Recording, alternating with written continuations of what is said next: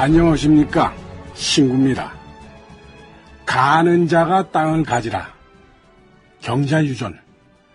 땅을 직접 갈아엎고 고르고 씨 뿌리는 진짜 농부가 땅을 갖자는 얘기죠. 우리는 오래전부터 소작농의 역사가 있습니다. 작은 땅 농사 짓는 사람이 소작농이 아니고요. 내 땅이 없으니까 남의 땅 빌려서 농사 짓는 사람을 말합니다. 헌데 남의 땅이나마 농사를 지으면 땅 주인한테 땅세 주고 나머진 내가 가져가야 하지 않아요? 헌데 이게 일제강점기 땐 안 그랬거든요. 왜 그랬을까요? 김영삼 대통령과 호소카와 일본 총리의 정상회담에 때맞춰 호소카와 총리의 할아버지 호소카와 모리다치가 우리 옛 문화재를 소장하고 있다는 문화재관리국 자료가 나타나 관심을 끌고 있다. 호소카와 모리다치는 일제강점기 때 전북 익산에 300만 평의 농장을 가진 당시 일본인 지주 가운데 세 번째 대지주였다. 1994년 3월 25일자 한겨레 신문에 실린 기사다. 익산시 춘포면사무소 근처에는 지금도 호소카와 모리다치의 농장 가옥이 국가지정 등록문화재로 관리되고 있고 주변에는 정미소가 그대로다. 정미소는 호소카와 모리다치가 농장에서 거둬들인 벼를 현미로 가공해서 일본으로 보내기 위해 세운 것이다. 1909년 1월 지금의 을지로 2가 한국외환은행 자리에서 사무를 개시한 동양척식 주식회사를 통해서였다. 1912년 8월 토지조사 사업에 관련된 토지조사령. 토지 소유주는 조선 총독이 정하는 기간 내에 주소, 시명, 명칭 및 소유지의 소재, 지목, 지번, 사표, 등급, 지적, 결수를 임시토지조사국장에게 신고해야 한다. 단, 국유지는 보관관청이 임시토지조사국장에게 통지해야 한다. 아니, 그게 뭔 소리다요?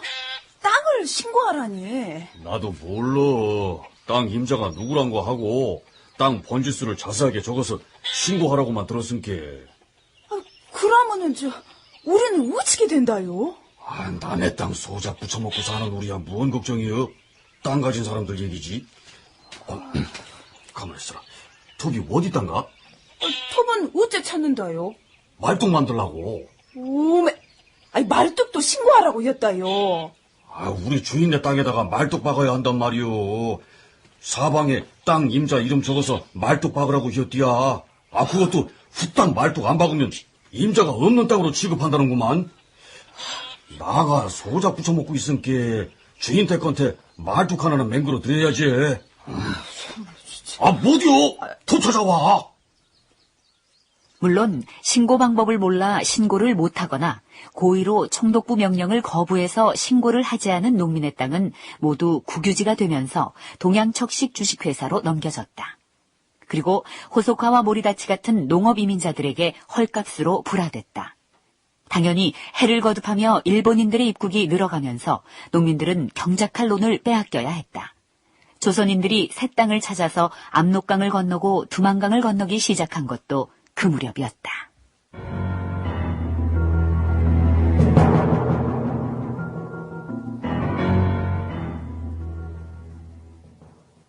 그 무렵 일본에서 온 사람들은 농업인보다는 농사 경험이 없는 퇴역 군인이나 공무원이 많았다. 당연히 직접 농사를 짓지 않고 한국인 머슴을 두거나 농민에게 소작을 줬다. 문제는 터무니없는 소작료였다. 1923년 가을 추수기를 앞둔 전라남도 신안군 암태도. 혜성이 자네가 어쩐 일이요? 동네 사람들을 죄다 몰고 와버리네. 올 가을에는 이 소작료를 8알이나 받아가는 것이 참말이단가요? 참말인가 보여. 생각 조금 해보쇼. 안 그래도 먹고 살 것이 없는데 어쩌라고 그런다요? 8알을 뛰어간다고 해서 그것이 죄나 내 것이 아니여. 동양척식에서 쌀값을 똥값으로 쳐주는데 그러면 나는 어쩐단가? 나는 자네들 먹여 살리자고 굶으란 것이여? 그렇게 소작료를 4알만 받으시란게요.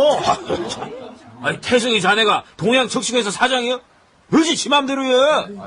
어머, 좋단께요. 그럼 우달은 배도 안 뺄 것이고 소장료도 못 나갔단께요. 무엇이? 너희들 시방 나를 협박하는 것이? 따지려면 동양초식 가서 따져 이 브라자 같은 놈들아! 불안당? 그려 누가 진짜로 불안당인가? 어디 한번 붙어 보라가요? 으쌰 이놈이 시방 사람 졌어? 참다 어쩔까 이놈아! 에라이! 이른바 암태도 소작쟁이 사건의 시작이다. 이 사건은 일본인 지주와의 충돌은 아니지만 그 배경에는 동양척식 회사의 정책이 있었던 것이다. 출동한 목포경찰서에서는 소작인들을 위협했지만 훗날 소작인회는 자체 순찰대를 조직하고 지주의 무력으로 대항하면서 1924년 봄까지 소작료 납부 거부 시위를 계속한다. 결국 일이 전국적인 문제로 커지자 동양척식 회사가 중재에 나서 소작료를 40%로 조정하면서 1년에 걸친 쟁의는 일단락된다. 그러나 이와 비슷한 사건들이 이어져서 1922년에 24건에 불과하던 전국의 소작쟁이가 암태도 사건이 있던 1923년에는 176건, 1924년 164건, 1925년 204건이 발생한다.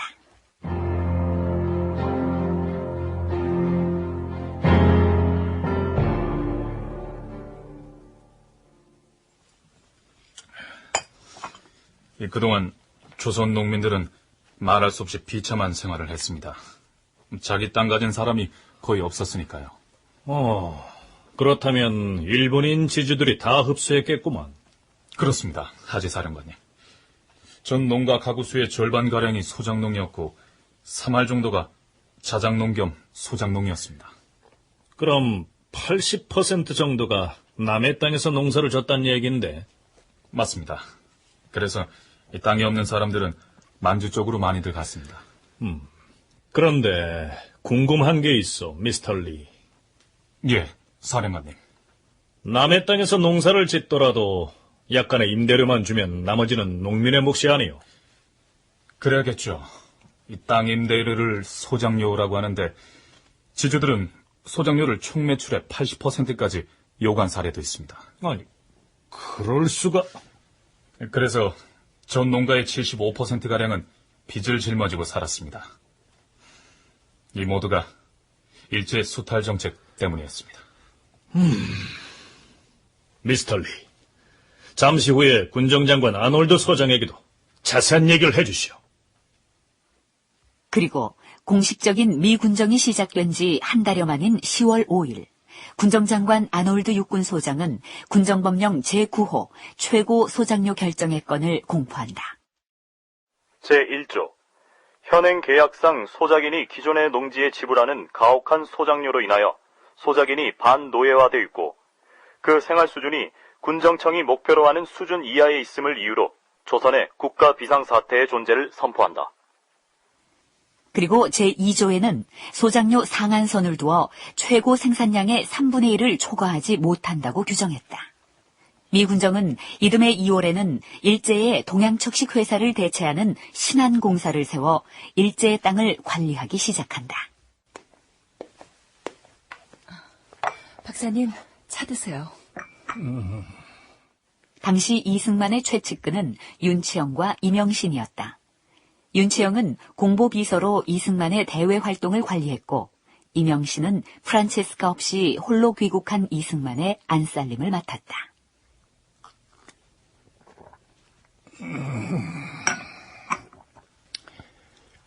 듣자 하니 군정에서 농지 개혁을 추진하는 모양인데.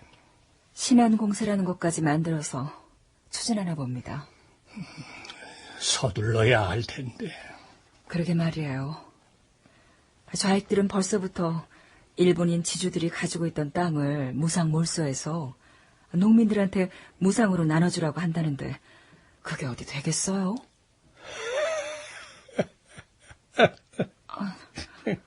박사님, 왜요?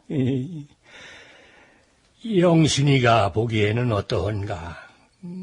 좌익에서는 무상 분배를 밀고 나갈 터인데 실제로 군정이 소장료를 3분의 1로 정한 건 오로지 자기네 인민공화국 덕분이라고들 떠들고 있다더군요. 요구사항이 있지 않던가. 언젠가는 자기네가 세상을 뒤집을 테니 단결하고 기다려 달라는 거죠. 그렇기 때문에 좌익을 막기 위해서라도 토지 개혁을 서둘러야 한단 말이야.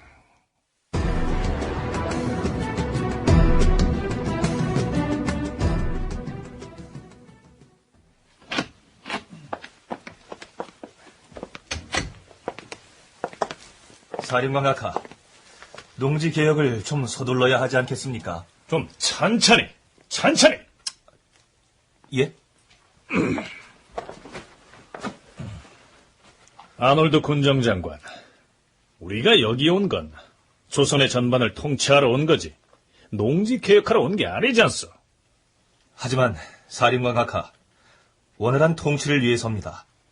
농지 개혁을 하면 훨씬 빠른 길로 쉽게 갈 수 있습니다. 소련을 보십시오. 제2차 세계대전의 전리품으로 얻은 동구권 국가에서 지주들의 땅을 몰수해서 소장농에게 분배했습니다. 소련은 북조선에서도 그 방식을 취할 겁니다. 북조선이라? 그렇습니다. 우리 군정도 서둘러 대응책을 만들어야지요. 알지. 내가 그걸 모르겠어? 그러나 우리는 아직 조선이 어떤 나라인지, 조선 사람들이 어떤 사람들인지, 누가 좌익이고 공산주의자인지 아무것도 모르고 있어. 심지어 앞으로 누가 이 나라를 이끌어가야 할 사람인지도 분별하지 못하고 있어.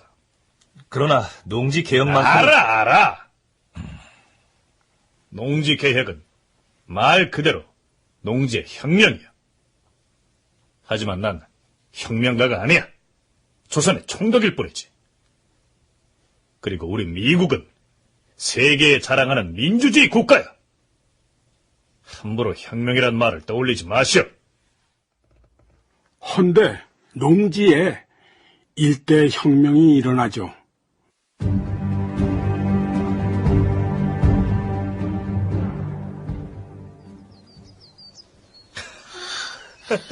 고소, 이 땅이 우리 땅이란 말을 뭘까? 우리가 평생 내 땅 한 뼘 갖질 못했는데 남의 땅만 갈던 누리한테 땅이 생겼지 않네. 나는 요즘 밤에도 잠들지 못하가시오. 반갑고 고마운 땅. 아이고 세상에, 이런 땅을 거저주셨으니까네. 그러니 우리 북조선 노동당 김일성 당수는 우리의 태양이요 어버야 아니가서. 1946년 3월 5일 북한은 토지의 무상몰수와 무상분배를 선포한다. 소련이 뒤에서 도와준 북한의 토지 개혁은 실로 전격적이었다. 그 충격파를 서울에서 확인해보자. 뭐야 이건 도대체. 무상분배. 무상분배라. 무상분배. 김일성을 앞세워서 그렇게 토지 개혁을 했으니 이 소련은 아무 거부감을 느끼지 않고 북조선을 통치하겠구만. 사령관 각하, 찾으셨습니까? 그 남조선 농지 개혁. 아무래도 이승만의 말을 들어야 했어. 서둘러 보겠습니다. 그런데 아놀드 장관. 예, 사령관 각하. 그 북조선 토지 개혁을 과연 혁명이라고 할 수 있어? 예, 혁명적입니다. 남조선은 농지만의 개혁이지만 북조선은 농지를 포함한 모든 토지의 개혁이니까요.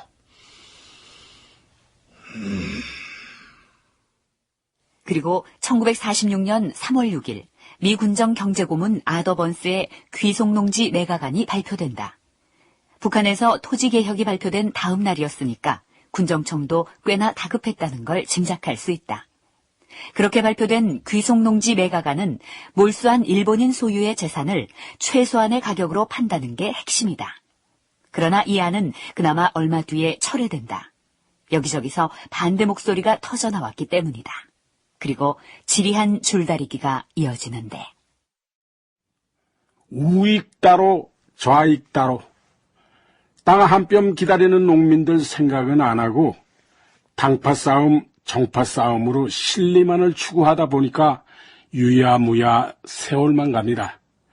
결국 1948년 3월에야 귀속 농지 매각안이 발표되죠.